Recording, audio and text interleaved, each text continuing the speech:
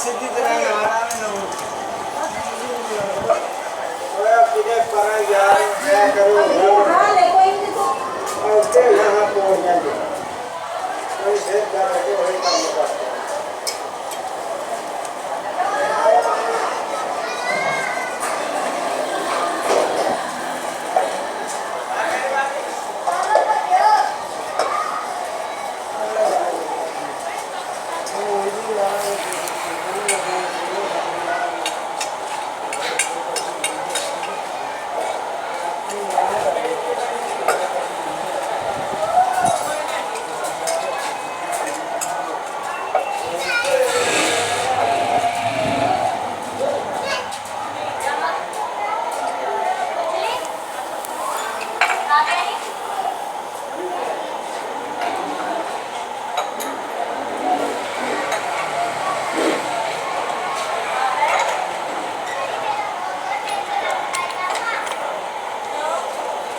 चल दफा हो जा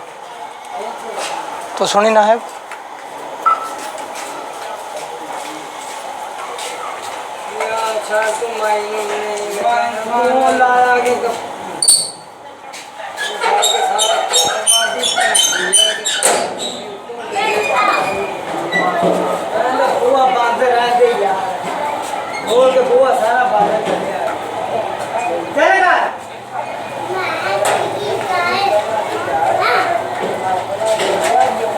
यार बैठ नहीं है